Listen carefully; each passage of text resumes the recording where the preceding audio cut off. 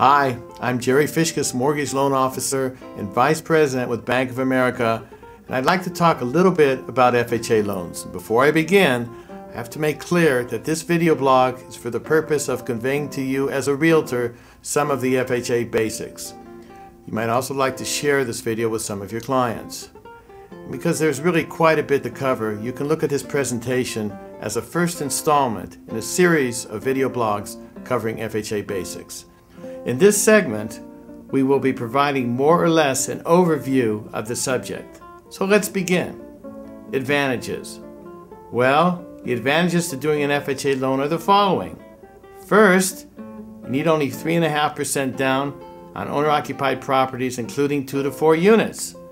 Second, the buyer's entire cash investment can be gifted. Other advantages are, there are no reserves required on 1 to 2 unit properties. Presently at Bank of America, and I know it's hard to believe, there is no minimum FICO score required, and credit and underwriting guidelines are quite flexible.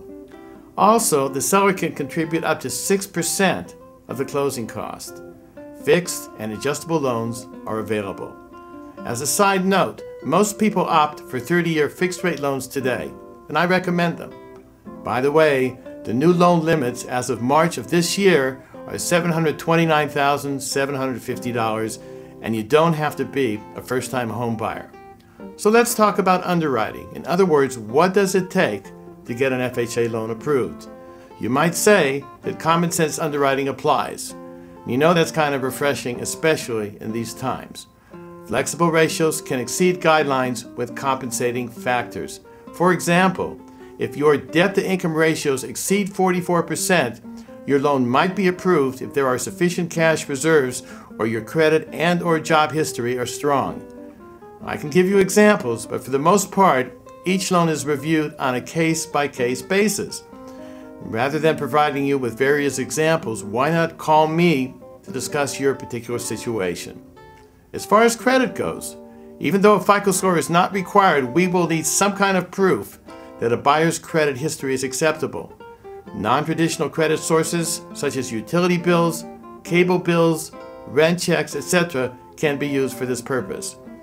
As far as the down payment goes, the applicant's funds for down payment and all closing costs can come from the following: a gift, an unsecured loan from an immediate relative, cash on hand, savings or a retirement account, gift equity from a relative when purchasing property from the same relative. This means, obviously, that non-arm's length transactions are allowed.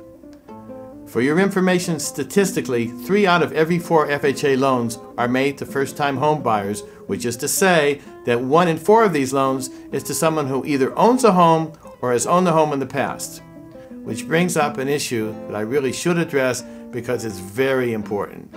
Based on today's underwriting guidelines, if you own an existing home with less than 30% equity, you will be dinged for the entire mortgage, taxes, and insurance on your home when determining your debt-to-income ratios. In other words, if you are planning to rent your home, the projected rental income will not be included when calculating these ratios. And while we spoke about underwriting guidelines being flexible, this added monthly expense can possibly prevent you from qualifying for a new FHA loan.